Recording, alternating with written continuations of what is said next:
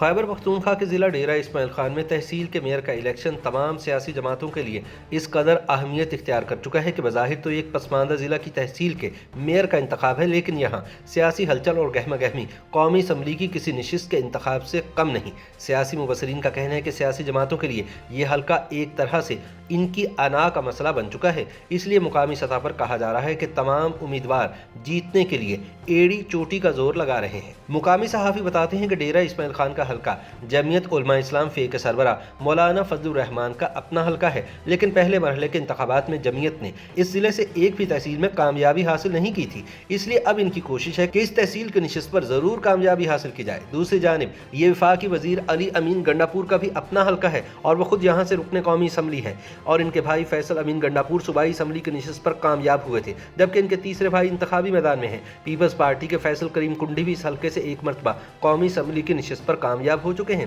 جبکہ سن 2018 کے عام انتخابات میں ان کے بھائی احمد کریم کنڈی ڈیرہ اسماعیل خان سے صوبائی اسمبلی کی نشست پر کامیابی حاصل کر چکے ہیں۔ جے یو آئی فے کے امیدوار ایک کاروباری شخصیت ہیں اور پہلی مرتبہ سیاسی میدان میں اترے ہیں، جن کا مقابلہ مضبوط امیدواروں سے ہے۔ واضح رہے کہ بلدیاتی انتخابات کے دوسرے مرحلے کے لیے الیکشن کمیشن نے شیڈول کا اعلان کر دیا ہے اور اس کے لیے پولنگ 31 مارچ 2022 کو ہوگی، لیکن اس سے پہلے ڈیرہ اسماعیل خان میں یہ اہم مارکہ 13 فروری کو ہونے جا رہا ہے، جو ایک طرح سے آئندہ الیکشن کے لیے نہایت اہم سمجھا جا رہا ہے۔ خیال رہے کہ خیبر پختونخوا میں 19 دسمبر سن 2021 کو بلدیاتی انتخابات کے پہلے مرحلے میں پولنگ ہوئی تھی، لیکن جہاں مختلف وجوہات کے باعث انتخابی عمل روک دیا گیا تھا یا شکایات کی وجہ سے وہاں نتائج کا اعلان نہیں کیا گیا، وہاں 13 فروری کو دوبارہ انتخابات ہونے جا رہے ہیں۔ ڈیرہ اسماعیل خان میں تحصیل میئر کی نشست پر پہلے مرحلے میں پولنگ نہیں ہو سکی تھی، جس وجہ سے وہاں نئے سرے سے انتخابات ہونے جا رہے ہیں۔ یاد رہے کہ پہلے مرحلے میں خیبر پختونخوا کے ضلع ڈیرہ اسماعیل خان میں تحصیل میئر کا انتخاب اس وقت ملتوی ہو گیا تھا جب عوامی نیشنل پارٹی کے امیدوار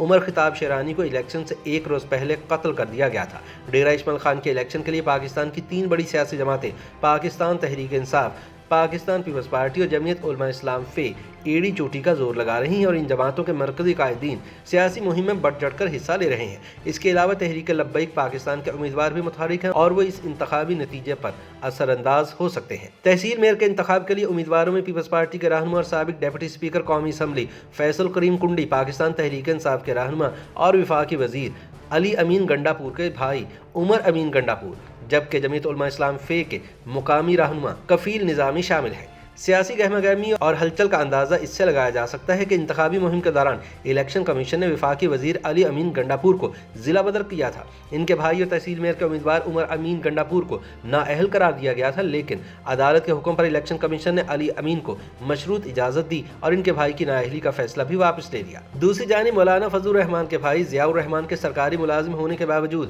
ڈیرہ اسماعیل خان میں انتخابی مہم میں حصہ لینے پر بھی ایکشن لیا گیا۔ واضح رہے کہ بلدیاتی انتخابات کے پہلے مرحلے میں پی ٹی آئی ان انتخابات میں کوئی خاطر خواہ کامیابی حاصل نہیں کر سکی تھی اور اس وجہ سے جماعت کی قیادت متفکر نظر آتی ہے۔ یہ نتائج جمعیت علماء اسلام کے لیے انتہائی حوصلہ افزا رہے اور اب جے یو آئی فے نے ان انتخابات کے لیے بھرپور کوششیں شروع کر دی ہیں، جبکہ پیپلز پارٹی کی تیاریوں اور موضوع امیدواروں کے انتخاب پر بھی سوالیہ نشان ہے۔ پنجاب میں مقبول ترین جماعت مسلم لیگ نون کے پی میں صرف ہری پور تک محدود ہے۔ ڈیرہ اسماعیل خان سے مقامی صحافی سعید اللہ مروت نے بتایا کہ اس وقت دیگر سیاسی جماعتیں بھی ان امیدواروں کے ساتھ اتحاد میں ہیں۔ ان کا کہنا تھا کہ عوامی نیشنل پارٹی کی حمایت پاکستان پیپلز پارٹی کو حاصل ہے۔ اس کے علاوہ اس علاقے میں مضبوط سیاسی خاندان میاں خیل برادران نے بھی پیپلز پارٹی میں شمولیت کا اعلان کر دیا ہے۔ یہاں مسلم لیگ نون جمعیت علماء اسلام فے کے امیدوار کی حمایت کر رہی ہے۔ بظاہر ایسا محسوس ہو رہا ہے کہ آئندہ برس جنرل الیکشن کے لیے یہ انتخاب ایک راہ متعین کر سکے گا اور ایک طرح سے ان انتخابات میں سیاسی جماعتیں اپنی عوامی قوت کا بھرپور مظاہرہ کریں گی۔